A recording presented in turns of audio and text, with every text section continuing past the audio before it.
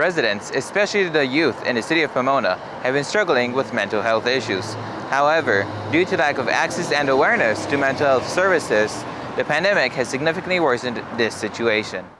According to a recent survey by the Pomona Students Union, 93% of the 120 individuals surveyed, which ranged from 14 through 60 years old, shared that the pandemic has caused them stress. However, only 5% of the individuals that reported stress shared that they are currently accessing mental health services.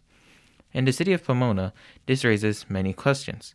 Who is responsible for the mental health of a community? For mental health advocates, they say more needs to be done to improve the mental health of young people in the city. Just in general, do you believe that you have the adequate mental health resources? From what I recall at PUSD and what I've heard from other students, no, I don't believe so. From stories that I've heard from other folks, resources are either extremely inaccessible or not even known to the students, which is really unfortunate, especially since during adolescence and even before that and while you're in high school, it's tough. It's hard to be a young person, especially growing up either a person of color with a mixed status family, low income, which a lot of our students are at PUSD. It's really tough. So not having those services advertised to you or offered to you is really terrible. So from what I've heard, it's super hard to get services, or people just don't even know about them, so they're left to struggle on their own. For example, a recent Pomona Unified School District graduate who sought mental health services shared a similar testimony.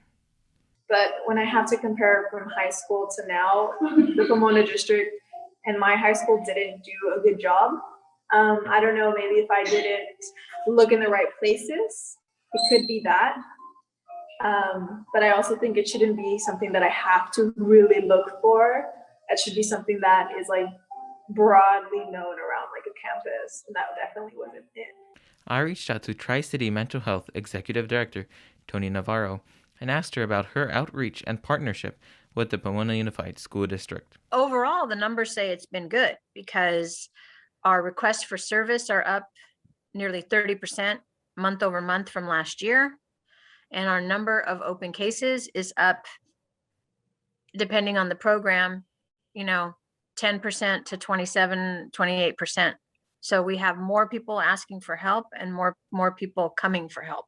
But does that mean that we've done enough? I don't know, right? I that's the only data that I have to show that we're doing it.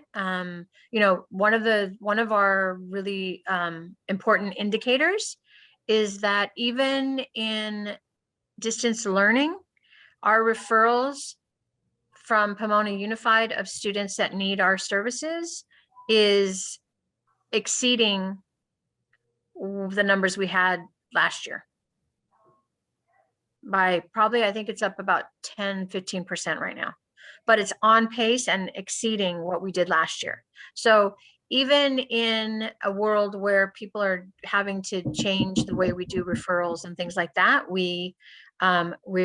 people are hearing about us and they're coming in for service. But I also am aware and understand again that people know us, and there are people who don't.